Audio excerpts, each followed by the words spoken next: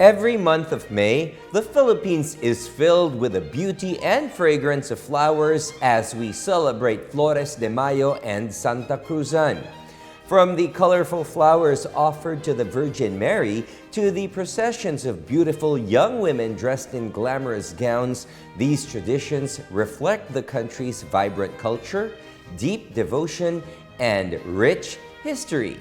Let us join Eufemio Agbayani III, Historic Sites Development Officer at the National Historical Commission of the Philippines, as he shares the story behind these two distinct yet interconnected Filipino traditions.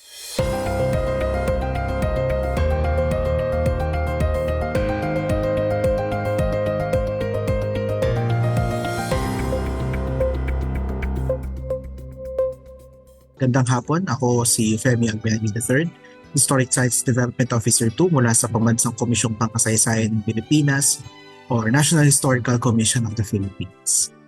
So yung Flores de Mayo or Flores de Maria, gamit yung kung paano ito ginagamit na ibang mga simbahang Katoliko. Nagsimula iyan sa Europa bilang appropriation kasi uso noon sa mga pagano, yung mga pre-Christian communities doon na nag-aalay sila ng mga bulaklak sa isang mother goddess or sa isang deity. Lalo na pag Mayo kasi nagsisimulang mamulaklak yung mga halaman, ganyan. Pero sinubukang itong isuplant ng simbahang Katoliko at sa halip na mag-alay ng bulaklak sa isang goddess, ay kay Maria na lang ina ni Jesu Cristo mag-alay ng bulaklak. Nagsimula yung tradisyon ng Flores de Mayo sa Pilipinas as early as the 1800s kasi merong mga devotional books na naisulat, halimbawa noong 1855, Diario de Maria, noong 1865, Mes de Maria, ang pangalan ng booklet. Pero lumaganap ito dahil isang Pilipinong paring nagngangalang Mariano Sevilla ang gumawa ng mga aklat, Las Flores de Maria noong 1865, and then noong 1867, nakasaling ito sa Filipino or sa Tagalog at saka ito kumalat sa iba't ibang bahagi ng bansa. No? So pag Flores de Mayo, may isang statwa ni Maria na inilalagay sa isang simbahan at dito inaalay ng mga bata, ng mga matanda, no? Yung mga bulaklak habang may inaawit na himno o may binabasang panalangin. Santa Cruzan ay isa pang hiwalay na tradisyon sa Flores de Mayo. Yung Santa Cruzan kasi ginugunita nito yung pagkatuklas sa tunay na krus ni Santa Elena. Siya yung nanay ni Emperor Constantine. Siya yung emperador ng Roma na nagpakilala ng Kristyanismo bilang state religion. Nung nagsisimula na yung conversion, yung nanay, ayon sa kwento ng simbahang Katoliko, hinahanap ngayon ng nanay kung nasaan yung krus, kung saan ipinako si Jesus. At ang traditional date na ina-attribute dito, makita daw ito noong May 3. Bilang bahagi ng tradisyon, no, nagkakaroon ng prosesyon kung saan yung iba't ibang mga uri ng reyna sumasagala, ika nga. At yung may representante or may tinatawag ni Reyna Elena, and syempre ang usual na isinasalang dyan yung mga magagandang babae, magagandang dilag. Pero madalas silang nagtatagpo kasi nga nagsasabay sila ng Mayo. And common sa kanilang dalawa yung tradisyon ng sagala, no? Kasi may mga nagpo-Flores de Mayo na ang ginagawang tradisyon, yung ipinoprosesyon na mga dalaga ay mga representasyon ng mga pangalan ni Maria na binabanggit doon sa dulo sa litany ng pagdadasal ng rosaryo, samantalang mga iba't ibang uri ng reyna o iba't ibang uri ng kataga yung naipoprosesyon kapag Santa Cruzan. Yung sa Flores de Mayo, nagbabago yung paraan ng pag-alay ng bulaklak, nagbabago yung imahen na ginagamit kasi usually ang nagagamit dyan ay yung Our Lady of the Miraculous medal. Pero may mga other Marian images na rin na ginagamit sa Flores de Mayo. Dati kasi kung ano yung bulaklak na available sa community, yun ay iaalay. Pero dahil nagiging available yung mga bulaklak halimbawa mula Damwa at sa iba pang mga plantations, pabongga na pabongga yung bulaklak na naiaalay sa Birhen Maria. Kahit nananatili yung mga panalangin, pero yung paraan ng pagbibigay ng bulaklak at ano yung tipo ng bulaklak gumagarbo ika nga. Sa Santa Cruzan, unti-unti itong naging fashion show kasi dahil nga sa sagala yung mga kadalagahan, ina-expect sila na magsusuot sila ng magandang kasuotan at nagiging oportunidad ito para sa mga Filipino designers, sa mga malikhaing Pilipino, kung hindi man yung arko yung didekorasyonan yung suot ng yung dalaga at saka ng konsorte. Isang matingkad na halimbawa nito yung Santa Cruzan o yung sagala na ginagawa sa Manila Hotel. Nag-start ito noong 1979 sa pangunguna ng tanyag na designer na si Ben Farales, who happened to be a very devout Roman Catholic.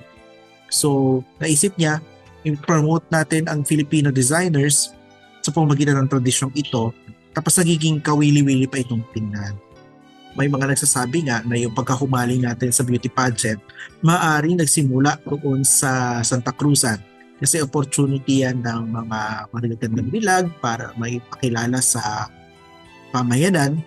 And usually dyan din nangyayari yung dahil nakikilala kung sino yung mga eligible ladies, dyan halimbawa nagkakatinginan yung mga magsing-irog, doon nagsisimula yung mga relationships. Nung pinakilala yung Manila Carnival, nagkaroon ng isang sekular na paraan para magpakita ng kagandahan ng ating mga kadalagahan. Saka tayo ngayon nagkaroon ng pagkahumaling kaya saka tayo nagkaroon ng pagkagusto sa beauty pageants. Pero yung Santa Cruzan was an early form of that. Yun nga, sa kasuotan, the fact na nakikita kayo ng buong bayan, parang pageant na rin kasi rumarampa literally yung mga dalagang bahagi ng Santa Cruzan. Maraming mga ahensya ng pamahalaan ang nagkakaroon ng ideya na gamitin ang Flores de Mayo at Santa Cruzan bilang tuntukan para i-promote yung biodiversity ng ating bansa. So halimbawa, may mga activities na inilatag dyan ang University of the Philippines, Manila. Particularly yung Museum of a History of Ideas nila. Ginagamit yung oportunidad ang Flores de Mayo at Santa Cruzan para sa pagpapaunlad ng disenyong Pilipino. Naalala ko, halimbawa noon mayroong pasagala ang National Parks Development Committee sa Luneta. At yun nga, sinusuportahan naman halimbawa ng Manila City Government yung yung Santa Cruzan ng Manila Hotel. So pati yung mga individual na Santa Cruzan sa mga iba-ibang mga pamayanan, typically nasusuportahan ito ng mga local governments nila. Sa pananaw ng kultura at sine, lumalabas kasi ang creativity ng Pilipino tuwing Flores de Mayo at Santa Cruzan. Sa pagdidisenyo ng kasuotan, sa pagdidisenyo ng mga arko, sa pag-aayos ng mga bulaklak na iaalay sa imahe ng Birhen Maria. Part nga ng tradisyon ng Flores de Mayo, araw-araw yun ginagawa na nag-aalay ng bulaklak. So kung paano sinusource ang bulaklak, paano inaayos ang bulaklak, kahit halimbawa may nabasa ako ng post o Banton Romblon kung saan gamit ang mga PC or wire at saka mga stick, yung mga lokal na bulaklak katulad ng kalachuchi at saka yung mga dahon-dahon na nakatanim doon ay nagagamit nila para sa traditional na Flores de Mayo. So mahalaga itong dalawang tradisyong ito tuwing Mayo para ipakita na ang mga Pilipino ay mahuhusay, ang mga Pilipino ay malikhain, ang Pilipino ay payapa at kaya natin express ang ating pagiging malikhain sa ganitong mga paraan na malapit sa pamayanan. May mga sagala kasi na hindi na literal siyang prosesyon.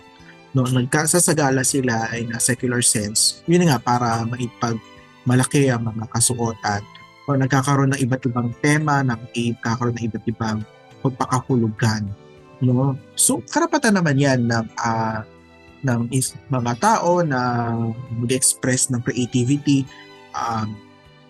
na mayroong pinanghuhugutan na isang religious tradition.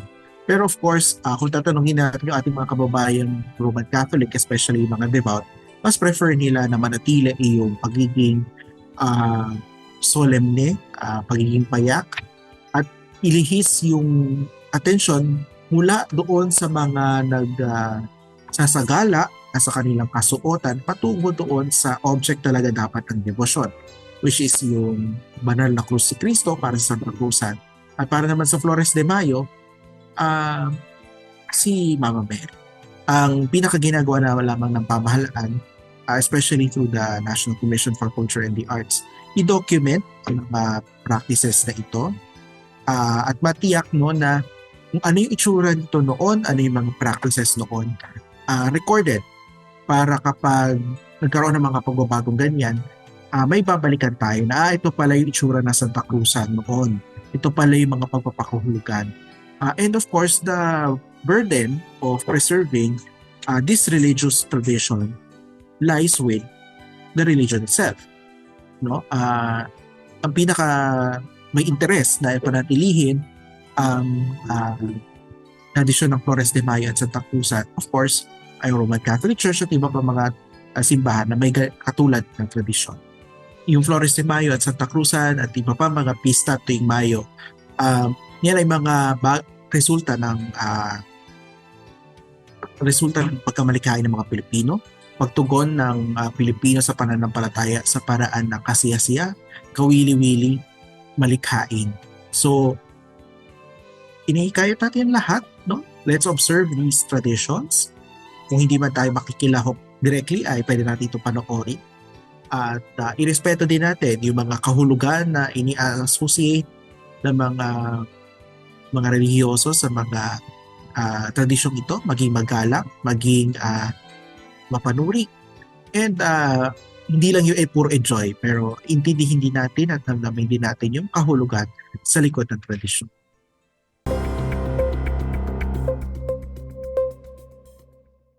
Big ideas, real conversations. This is PNA Talks.